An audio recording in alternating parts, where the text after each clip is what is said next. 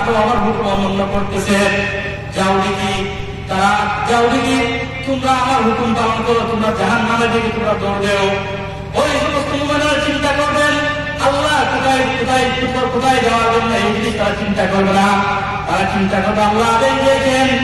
এই জন্য ওই সমস্ত মুমিনরা জাহান্নামের দিকে যখন তারা দৌড় দেবেন, একজন ঘোষণাকারী ঘোষণা করবেন ওয়াল্লাযীনা আমানু আশাদ্দু হুব্বান লিল্লাহ। যারা ঈমানদার তাদের মহব্বত, তাদের ভালোবাসা একমাত্র কার সাথে? একমাত্র আল্লাহ তাআলার সাথে। এই জন্য মুহতারাম হাজিরিন, আল্লাহ তাআলা প্রথমেই বলতেছেন কদ আফলাহাল মুমিনুন। আল্লাহ তাআলা বলতেছেন মুমিনগণ কি হয়ে গেছে? সফলকাম হয়ে গেছে। তাহলে আমরা বুঝতে পারলাম যারা মুমিন হবে ওই সমস্ত মুমিনদের মহব্বত ভালোবাসা কার সাথে বেশি? আল্লাহ তাআলার সাথে মুমিনদের ভালোবাসা বেশি।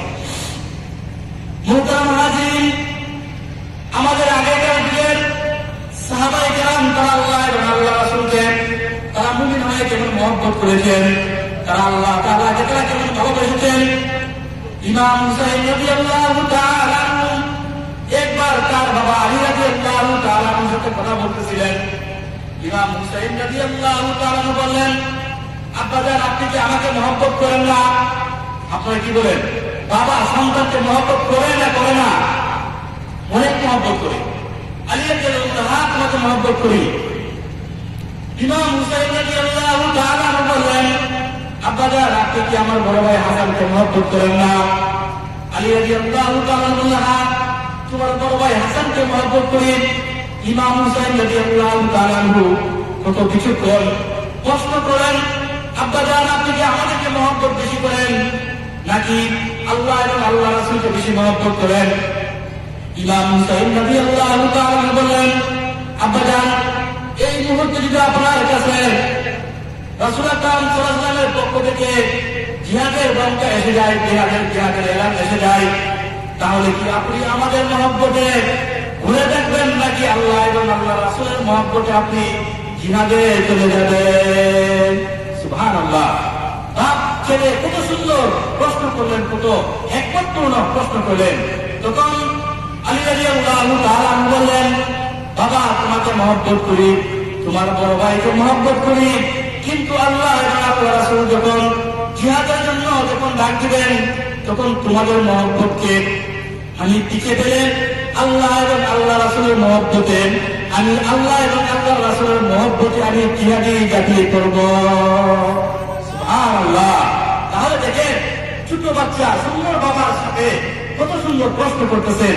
তখন তিনি বললেন, বাবা বুঝলাম আপনি আমাদেরকে মহব্বত করেন এবং আপনি আমাদের থেকে আপনি আল্লাহ এবং আল্লাহ রাসূলকে আপনি বেশি মহব্বত করেন। সুবহানাল্লাহ। তাই হলো মুমিন। এই জন্য আল্লাহ বলেন কদ আফলাহাল মুমিনুন। মুহতারাম হাজিরিন, একবার আবু বকর সিদ্দিক রাদিয়াল্লাহু তাআলা আনহু এবং তিনি ছেলে ইকরামা পরবর্তীতে তিনি মুসলমান হয়েছেন। ইকরামার মধ্যে কথাবার্তা হইতেছে। ইকরামা বলতেছে, আব্বাজান বদরের যুদ্ধে এমন অবস্থা হয়েছিল আপনি এবং আমি কাছাকাছি ছিলাম। আমি কিন্তু কাফেরদের পক্ষ গিয়েছিলাম আর আপনি মুসলমানদের পক্ষে আল্লাহ এবং আল্লাহ রাসূলের পক্ষে আপনি জিহাদে গিয়েছিলেন। আমি ওইলামের পক্ষে, আপনি হলেন আমার প্রতিপক্ষ। কিন্তু আমি এমন সুবিধা পেয়েছিলাম, যদি আমি ইচ্ছা করতাম তাহলে আপনাকে আমি দ্বিগুণিত করতে পারতাম। কিন্তু চিন্তা করলাম আপনি হলেন আমার জন্মদাতা পিতা, এই জন্য আমি আপনাকে দ্বিগুণিত করে নাই। সঙ্গে সঙ্গে আবু বকর সিদ্দিক রাদিয়াল্লাহু তাআলা বললেন, ও আমার বৎস, আমার বাবা, আমি যদি সেই সুযোগ পাইতাম তাহলে তুমি আমার সন্তান, আমি সেই দিকে লক্ষ্য করতাম না। আমি লক্ষ্য করতাম আমি এসেছি আল্লাহ এবং আল্লাহ রাসূলের পক্ষে, তুমি এসেছো আল্লাহ এবং আল্লাহ রাসূলের বিরোধী, এই জন্য আমি তোমাকে দ্বিগুণিত করে দিতাম। সুবহানাল্লাহ। তাহলে সাহাবায়ে কেরাম তারা এমন মুমিন ছিলেন যে তারা মুমিনের কারণে, ঈমানের কারণে তারা তাদের সন্তান থেকে তারা আল্লাহ এবং আল্লাহ রাসূলকে তারা কি করেছেন? তারা বেশি মহব্বত করেছেন।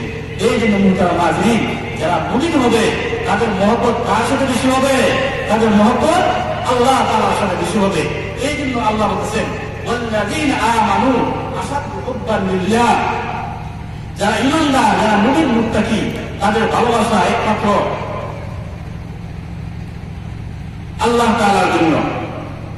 মুহতারাম হাজিরিন, উহুদের যুদ্ধ যখন আরম্ভ হয়ে গেল, তখন মদিনাতে একটি সংবাদ প্রচারিত হয়ে গেল, মুহাম্মদ নিহত হয়েছে।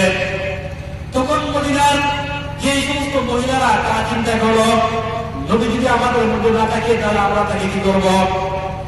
একজন আনসারী মহিলা মদিনার থেকে উহুদের ময়দানের দিকে যখন তিনি এমন ভাবে দৌড় দিলেন, রাস্তার মধ্যে যাওয়ার পরে বলতেছে, ও মহিলা কোথায় যাচ্ছ? তুমি সংবাদ শুনো, তোমার পিতা শাহাদাত বরণ করেছে। মহিলা বলল, ইন্না লিল্লাহি ওয়া ইন্না ইলাইহি রাজিউন। আমার পিতা শাহাদাত বরণ করো, এটা আমার কোনো আপত্তি নাই। আমার রাসূল কেমন আছেন?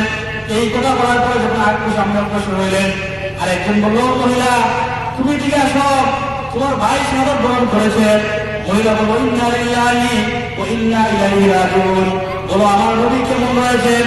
মহিলা যখন আরেকটু সামনে অগ্রসর হলো, আরেকজন বলল, মহিলা তোমার স্বামী উহুদের মাঠে শাহাদাত বরণ করেছে। মহিলা ইন্না লিল্লাহি করে বলল, আমার নবী কেমন রয়েছেন? আরেকটি যখন অগ্রসর হলো, মহিলাকে বলল, মহিলা তোমার সন্তান শাহাদাত বরণ করেছে। মহিলা বলল, ইন্না লিল্লাহি ওয়া ইন্না ইলাইহি রাজিউন।